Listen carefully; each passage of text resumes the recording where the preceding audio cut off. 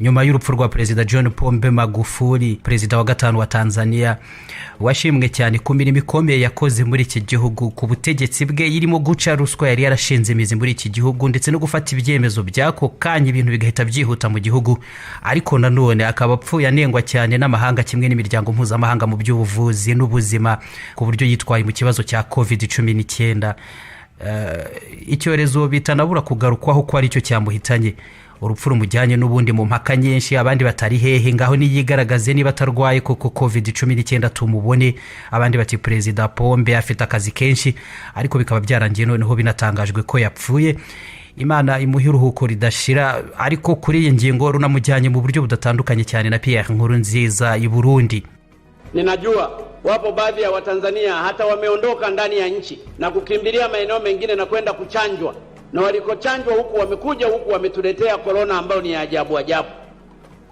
Simameni imara, chanjo hazifai. Ntabwo ngaruka cyane kuri iyi ngingo, mu minsi ishize twanayikozeho ikiganiro kikiri kuri uru rubuga n'ubundi ubwo wakireba ukabyumva. Inyuma ye icyo tureba ubu ngubu hanini ni ibijyanye n'ubutegetsi ubwo ngubwo bugiye guhita bujya mu maboko ya Madame Samia Suluhu Hassan wari vice president wa Tanzania. Uyu nguyu ninde kandi muri politiki y'iki gihugu afatwa atekwa nabaye ubwo ngubwo president wa gatandatu ariko wa mbere w'umugore utegetse Tanzania? Ubwo ngubwo birakirwa bite? Nibyo tugarukaho.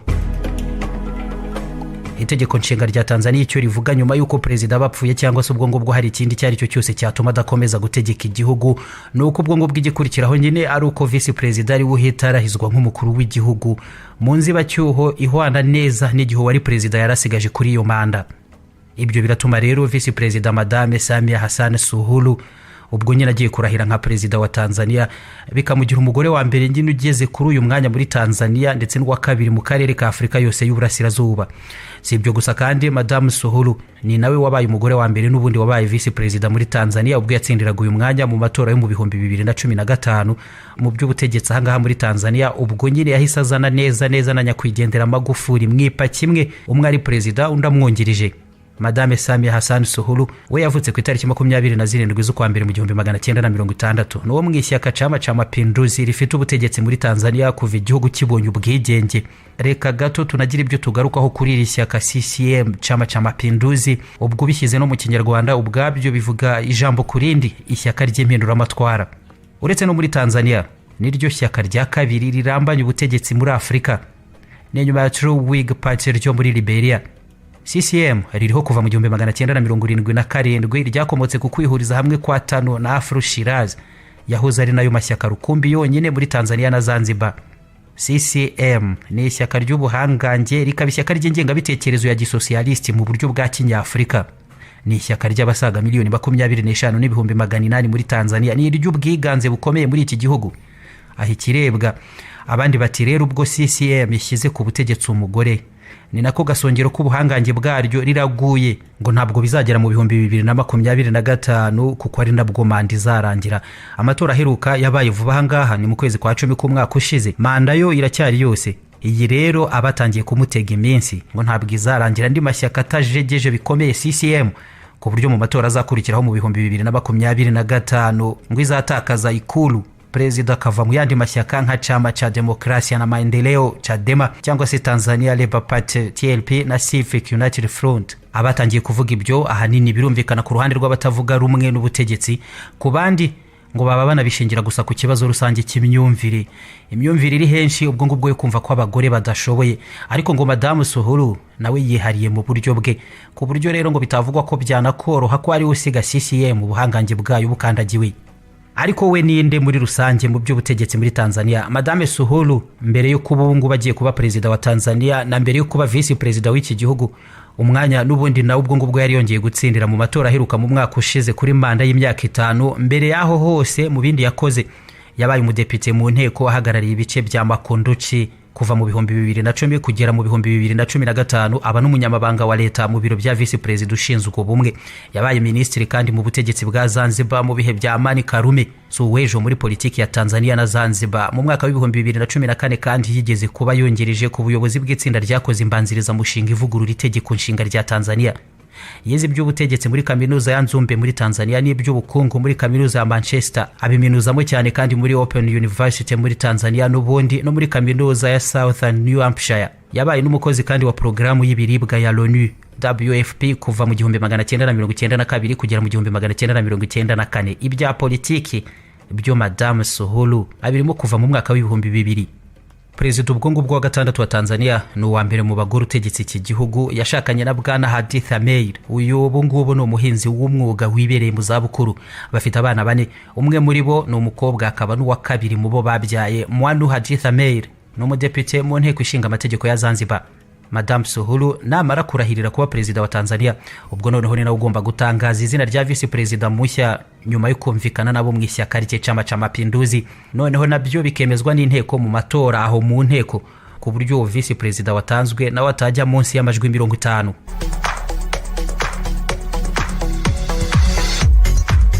Ibigusaba ubu kuva aho uri ngo ugiye kurangura utega indege cyangwa ngo uhangayitswe n'amakuru make udafite ku bicuruzwa, kuva ku kurangura kugera ku bwikorezi bwabyo. Niyo mpamvu Speed Freight turi hano. Dutanga serivisi z'ubwikorezi mu ndege n'amato mu nyanja, ku butaka, naho turahari mu mihanda miremire iva ku byambu bya Dar es Salaam na Mombasa. Dufasha abacuruzi kubona ibyo bakeneye kandi byujuje ubuziranenge, ndetse tukabafasha no kubona visa zibazana mu Bushinwa. Dutumikira kandi abacuruzi baguze n'abantu batazi, ibyo tukabibakorera bitabasabye kuza mu Bushinwa. Mu Bushinwa mwaduhamagara kuri guteranya 86 139 222 103 nayo Kigali mukaduhamagara kuri guteranya 250 78 86 08 502. Umucuruzi ashobora gusura urubuga rwacu wa eshatu@speedfreight.rwa akaba yaranguriraho ibyo ashaka akanishyura ari Kigali. Si byo gusa kandi ashobora gushyira amafaranga ye kuri konti zacu Kigali tukayamutangira ku ba suppliers be hano mu Bushinwa cyangwa akabadutumaho. Ashobora kandi no kutwifashisha tukamushakira abafatanyabikorwa bizewe mu bijyanye n'ibyo akora. Speed Freight dufite ibiro yiwu na Guangzhou mu Bushinwa, tukagira ibindi Dar es Salaam muri Tanzania ni Kigali mu Rwanda. Speed Freight.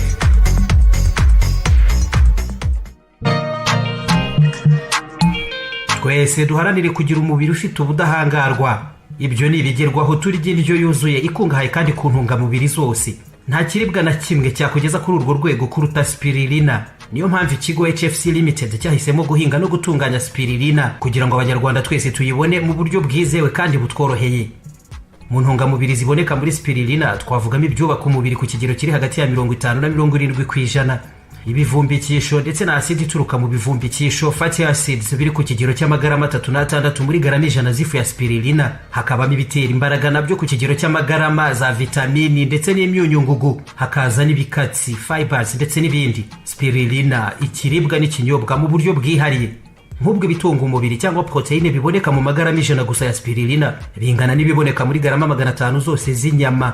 Spirulina ikagira ubutare cyangwa iron bungana n'ububoneka mu bisorori bitatu bya epinari. Hakaza beta carotene ingana n'iboneka muri karoti 18, vitamine A ingana n'iboneka mu biyiko bitatu byose by'ingano zidaseye muri spirulina, potassium ingana n'iboneka mu bisorori bitatu by'umuceri, calcium ingana n'iboneka mu birahuri bitatu by'amata. Wariye cyangwa kanywa spirulina acukubiri no kurwaragurika kuko imufasha kuzamura ubudahangarwa bw'umubiri we, ikarwanya umunaniro ukabije, kubura amaraso cyangwa kugabanuka kwayo ndetse n'ibindi byinshi. Spirulina ni nziza cyane ku bantu bose bakora siporo kuko ibafasha gusigasira utunyangingo fatizo tw'umubiri cells. Inafasha abafite ubwandu bwa sida kuzamura abasirikare b'umubiri. HFC Limited tugufasha kubona spirulina bitakugoye. Mu mujyi wa Kigali wadusanga muri City Market ndetse no kuri Chic mu iduka ryitwa Healthy Home imiriri hamye. Mukaduhamagara kandi no kuri 07 87 31 63 23 cyangwa kuri 07 86 42 10 03. HFC Limited.